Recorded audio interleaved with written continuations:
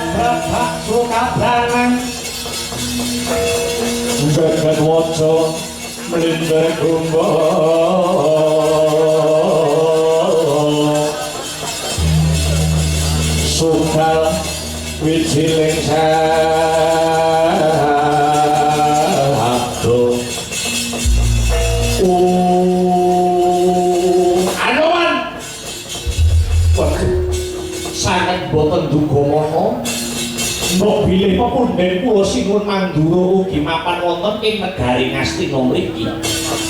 Mula yen kowe medhayohi nyawango kiwa tengenmu. Saiki aku arep takon karo kowe Anoman. Mara coba wali kan rasamu. Apa kurang parek gonmu ngabdi marang adikku Yai Kresna? Lah kok kowe saiki repetan dari abdine sapa mau? Prabu Tongtong Sut. Lah iya kuwi. Tato lamun ratu Gustimu kuwi bakal obak-obak marang Bayu Bening. Nerajan marang paugeran kelawan katentreman. Aku ngerti playune tembungmu. Kowe bakal milih dampar keprabon mongko dampar keprabon mono wujud simbol adeking ratu. Lah kok arep disilih nalare piye? Beto lamun ratu Gustimu bakal dongkeng palengane Yai Duryudana. Mula yen ana tak prendake kowe minggat. Timbang saling musuh karo Prabu Baladewa. Gusti Win, kula sowan wonten Daring Astina menika sampun dipun paringi purba kang sartawasesa. Mila kapalang ana mlumpat kadadunga wedhot. Kula wangsul wonten Loji Tengara kedambe menta wujudipun dampar keprabon. Sampun malih namung jengandika sinuwun Prabu Baladewa ingkang dados papalang. Senadyan dewa mudhun gawa gaman bledhek ora bakal bisa mendhake gegayuane Anoman. Bagus ilang nyawamu dina iki Anoman.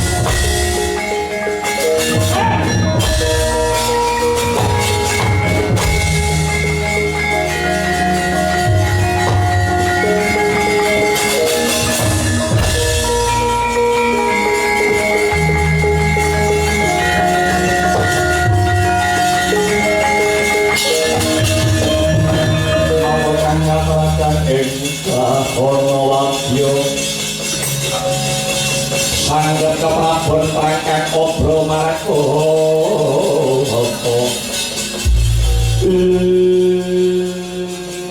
kowe lah dalah yen tak bacut-bacut iso bablas tenan iki nyawaku sapa sing ora ngerti ampuhe ku saka nenggala paring Sang Budawa Kaya aku bakal mundur luwih dhisik ngalah ora ateges kalah Prabu Baladewa yen ora narimakake karo Anoman oyahan Anoman oyahan aku oyahan Anoman oleh negara Loji Negara Loji Negara Loji Negara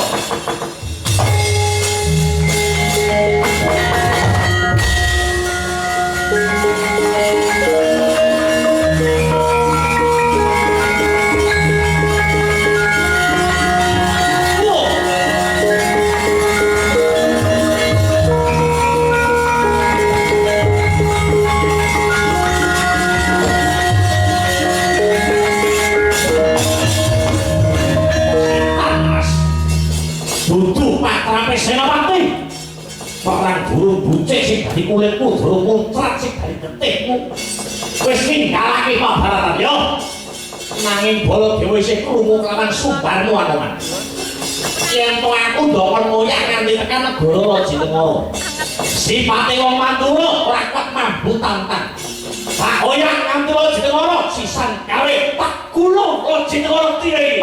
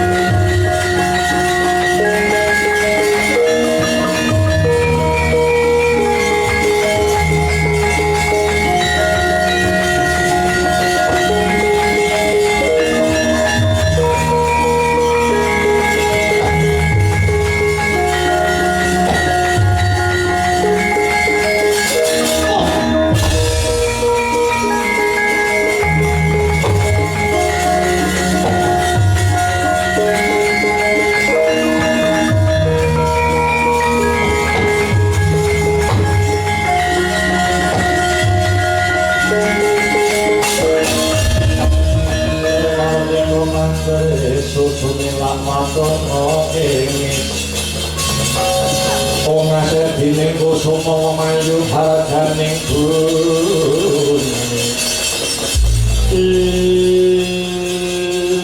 sapa iki ana pawongan busanane ratu ning diapure tikus lah nekalake ditepungke wae ya aku ratu Loji Negara jejulukku Prabu Tong-Tongsot Bel-Geduel-Bel kowe sapa asmamu Prabu Baladewa ngaku lho jenengku Baladewa kuwi lho bener ta bener kok ngerti sing dadi jenengku lho aku mau ngawur lah aku ora bejaji ayo kowe gelem larang ora sing jenenge Tong-Tongsot Bel-Geduel-Bel iki tinune jebul diaturmu kowe gelem larang apa ora nggonmu dadi ratu anggonmu duweni pakar timung gak tentremane praja Kastina apa iku memper wong kaya diaturmu pingine wujude jampar kok ampun Teto namun kowe bakal ngrubuhke ateke Nyai Prabu Duryudana gelem larang dadi ratu ora janji ora gelem larang keprabon tak tibani pusaka nenggala boncat nyawa dina iki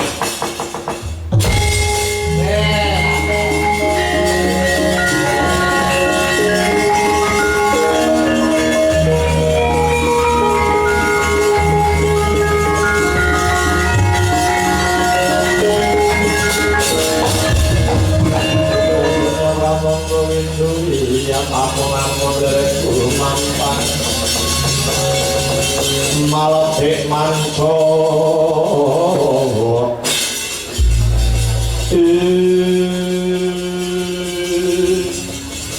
Sang Prabu Baladewa anggonmu dadi ratu ning kene iki ora saka karepmu dhewe ning disuruh karo lapisane para kawula dasih.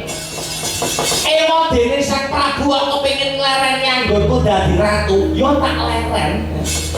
Wong dadi ratu ki ora enteng ning abot. Kamijel pangandikamu yen panjenenganmu bakal mateni aku. Lho, monggo ning ngopo bener ngono kuwi. Kowe arep mateni karo aku, kok kowe mateni karo aku? Lah kowe apa tau nguripi karo aku? Yen kowe wani mateni tong-tong sebel geduel bek, tegese kowe wani karo Gusti sing nyiptakake manungsa, lho. Awet tong-tong saniki iso urip mergo diuripi karo Gusti sing gelar jagat. Sing menang jabel nyawaku ki mung Gusti sing gelar jagat. Lah kok kowe lancang arep mateni aku. Ngono kuwi apa to? Panjenenganmu ki ratu dudu bocah angon. Panjenenganmu ki ora ngerti undraning perkara, ora ngerti sanggite lelakon. Lah kok arep mateni aku patenono aku.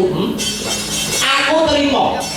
Ning sing uripe Prabu Tantaka iki urung mesti trima karo pakartimu. Pakar buktiangal iki pakarta.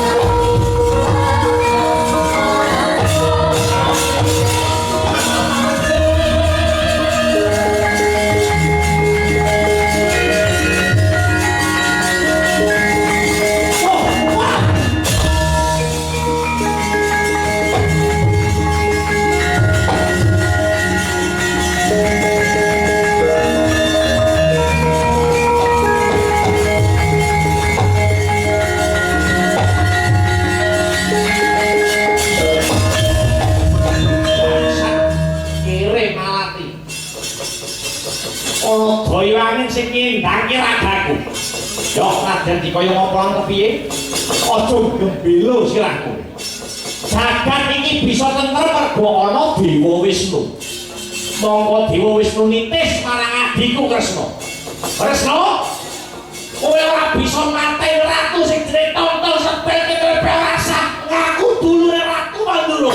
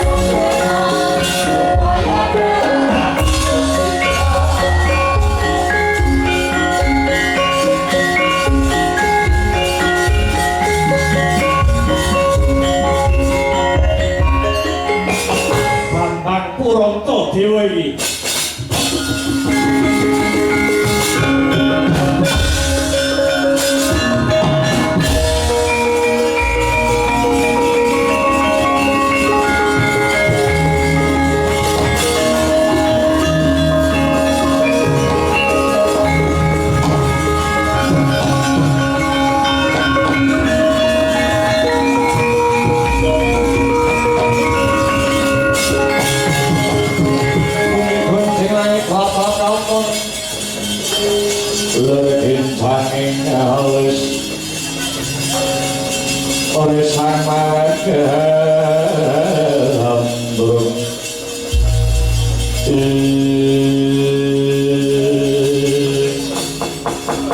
Bambang Puranta Dewa sing dadi kekasihku satriya kabur kanginan kemul mega akeh kudung langit ora bakal mandhek anggon kula Rana Brata munggah gunung mudhun jurang tak lakoni krana sedyaku bakal Hanupadi ratu kang minangka dadi titising Bathara Wisnu lumayan dawana uriping ngakasa dina iki ora ana ratu kang kecondhokan Bathara Wisnu kejaba mung Prabu Sri Bathara Kresna aku kepengin ngudi indahing ilmi gayuh wimbuing kawruh marang panjenengane kabar kang sumebar pawarta kang marata Prabu Kresna kuwi ratu kang mapan ana ing negara Dwarawati ya Puranta Dewa bakal sowan ana Dwarawati dina iki uga tak suwitanane Prabu Kresna guronane ratu titis Wisnu kae